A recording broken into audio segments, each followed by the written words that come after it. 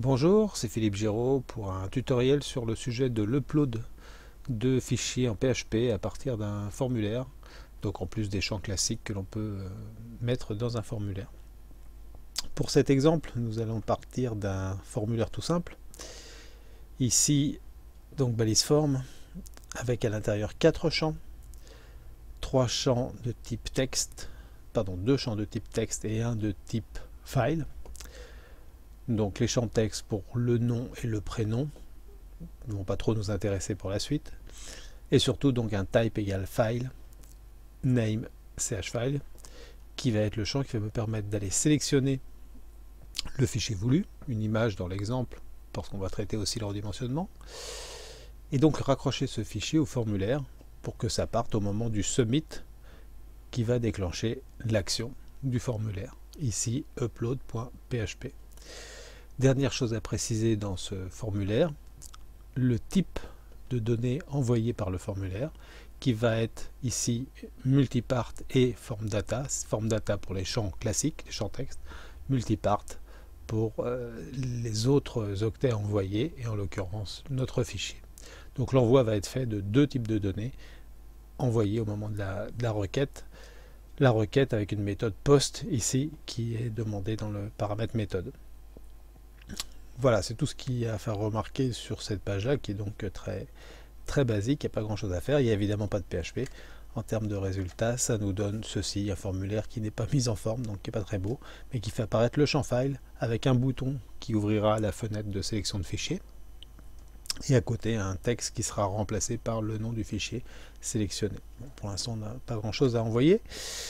On va d'abord s'intéresser donc au fichier upload, celui qui va être déclenché par l'action. Alors vous voyez ici que c'est une page, ça pourrait être un traitement aveugle avec que du PHP et une redirection.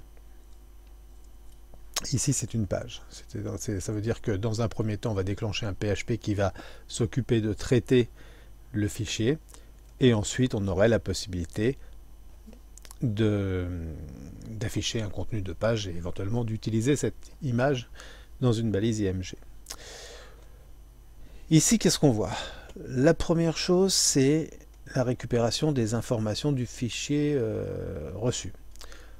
Quand on va déclencher l'action, le fichier pointé par le champ de type file va partir avec la requête. Il va donc arriver sur le serveur. Il va arriver dans un endroit qu'on n'a pas précisé pour le moment, c'est-à-dire dans un répertoire temporaire. Il va avoir un nom d'origine et donc une adresse temporaire, une URL temporaire dans un dossier déterminé par le paramétrage du système, c'est-à-dire le php.ini. On va avoir, en plus du tableau post, parce qu'on est en méthode post, mais get si on avait utilisé l'autre méthode, donc en plus de ce tableau associatif qui va nous récupérer les valeurs des champs, on va avoir un autre tableau associatif qui existe parce qu'on a utilisé un type file. Ce tableau s'appelle $_files. C'est un tableau multidimensionnel, à 2 dimensions.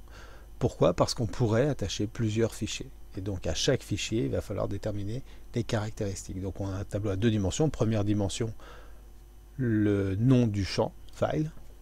Ici, c'est chfile, et je n'ai que celui-là.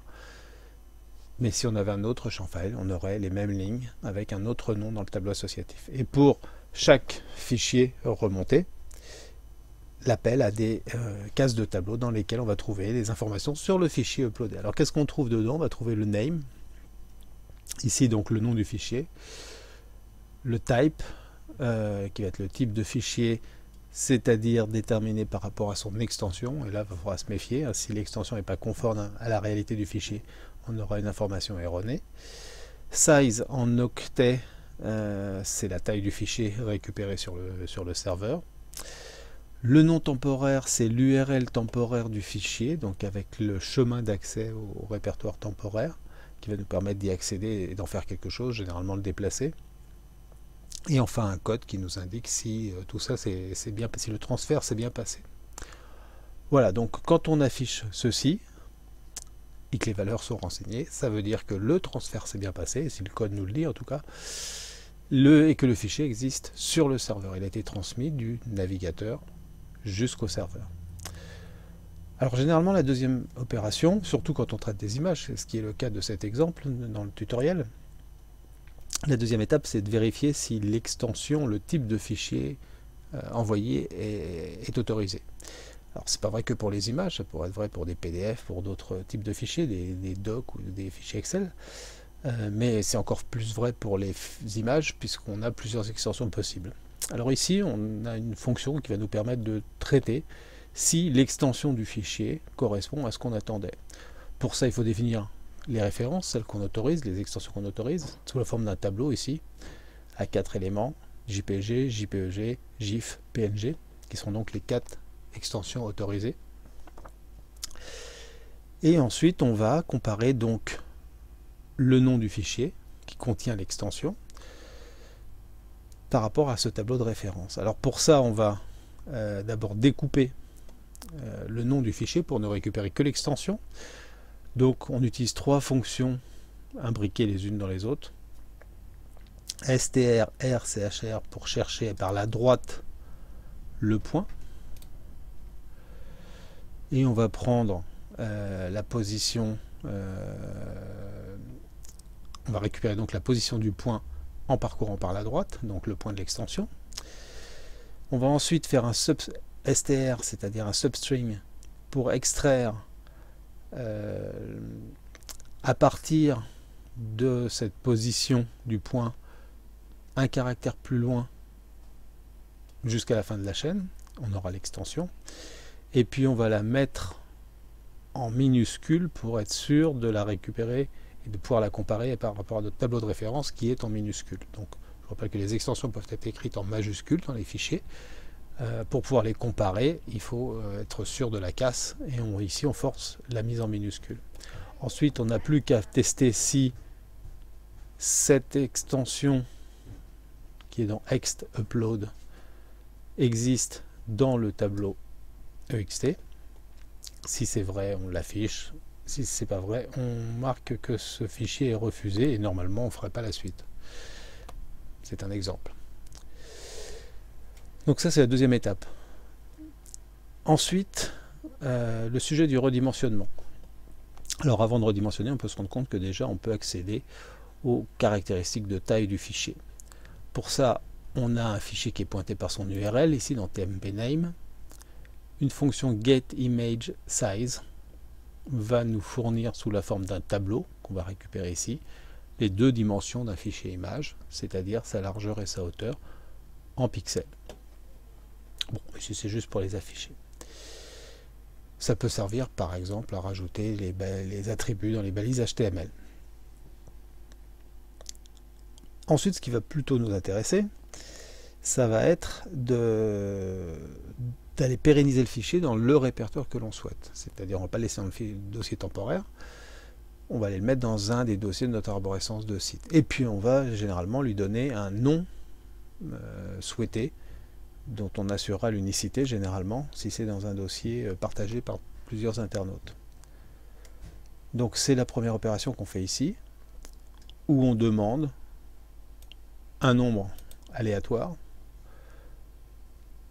qui nous sert à générer un identifiant unique qui en plus est HMD5. Donc avec ça on a dans $URL à la fin un identifiant unique, une chaîne de caractères unique qui doit permettre d'éviter les doublons dans les noms de fichiers de notre dossier d'image. Ensuite, qu'est-ce qu'on fait? On va découper notre nom de fichier grâce à un explode par rapport au caractère de point, ce qui va nous mettre dans différentes cases de ce tableau EXP les bouts du nom du fichier, c'est-à-dire tout ce qu'il y a pour représenter le chemin, puis le nom, puis l'extension.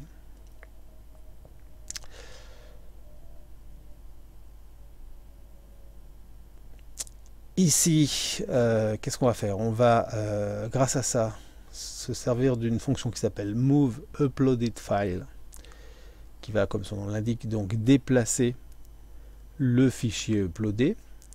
2 paramètres à ça. Un premier paramètre qui est l'URL actuelle du fichier uploadé dans le répertoire temporaire. Et en deuxième paramètre, une URL que l'on va construire. Ici, un répertoire fichier, slash. L'URL, c'est l'identifiant unique. Et on va concaténer avec l'extension qu'on a récupérée grâce à l'explode dans un tableau. Bon, c'est une façon de faire. On peut récupérer cette extension avec différentes écritures. Ici, l'explode est assez classique. Donc on déplace le fichier du répertoire temporaire avec son ancien nom dans un nouveau répertoire avec son nouveau nom et on lui conserve son extension telle qu'elle était au moment de l'envoi. Et puis la fonction, bien évidemment, si elle renvoie true, nous indique que l'opération s'est bien passée. Et puis évidemment, si c'était autre chose, ça voudrait dire qu'on a eu un problème. Ensuite, il nous reste à faire quoi? Redimensionner éventuellement cette image. Si on laisse l'internaute uploader de grosses images, peut-être qu'on aura besoin de redimensionner ça. Alors, on va passer par différentes étapes pour faire ça.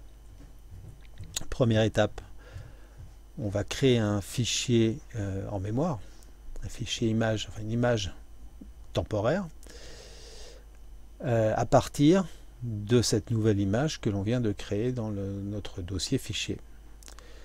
Grâce à deux fonctions image, these x images y, on va récupérer les deux tailles hauteur largeur. Et pour la redimension, ici on a prévu les deux cas, ce qui est assez classique. Une image est soit verticale, soit horizontale, on dit portrait ou paysage. Et tout ce qu'on va faire, c'est d'essayer de garder le ratio. Donc pour garder le ratio, vous allez trouver une règle de calcul, qui est une règle de 3 bien évidemment. Si on est en format horizontal, on va fixer la nouvelle largeur et on va recalculer la nouvelle hauteur en conservant le ratio. Si l'image est verticale, on va sélectionner la nouvelle hauteur et on va calculer la nouvelle largeur en prenant en compte le ratio. Pour ne pas déformer l'image, bien évidemment. Donc ça nous donne les nouvelles caractéristiques de dimension, qui vont nous servir après à créer une nouvelle image vide dans un premier temps, mais avec ces nouvelles dimensions, new width, new height. Et ensuite, on va faire un copier-coller, si on peut dire, on va demander au système de faire un copier-coller, image copy resized, qui va nous prendre qui va nous coller dans cette nouvelle image l'ancienne, en précisant des coordonnées xy, x1, y1, x2, y2 de la diagonale de la première image et diagonale de la nouvelle image. Pardon, pas les diagonales. Les points d'origine de l'ancienne image, points d'origine de la nouvelle image. Donc on démarre bien dans le coin en haut à gauche de l'ancienne, on va coller dans le coin en haut à gauche de la nouvelle. Et puis les largeurs hauteur, nouvelle largeur, nouvelle hauteur, virgule, ancienne largeur, ancienne hauteur. Donc c'est-à-dire qu'on copie l'intégralité de l'ancienne dans l'intégralité de la nouvelle, mais en s'adaptant aux nouvelles caractéristiques du fichier. Et donc le système va redimensionner, compresser si l'on peut dire l'image si nécessaire, ou l'étendre, ce qui serait plutôt pas conseillé. Ensuite, il ne reste plus qu'à générer physiquement cette image. Pour l'instant, elle était en mémoire. Donc, on va l'enregistrer sur le disque en lui donnant la nouvelle URL, en gardant l'extension et en renseignant le ratio de compression du JPEG, puisqu'ici, on fait un image JPEG. Il ne nous reste plus qu'à supprimer l'image temporaire en mémoire derrière cette ligne-là. Voilà, ça nous donne ce fonctionnement, le fonctionnement complet qu'on était censé assurer. Upload de l'image, récupération du fichier, pérennisation dans un dossier permanent, changement du nom, redimensionnement en fonction des caractéristiques de l'image. Et bien avec ça, vous pouvez faire plein de mécanismes pour personnaliser vos utilisateurs ou permettre l'upload d'images par l'internaute sur votre site web. Voilà, je vous remercie. À bientôt.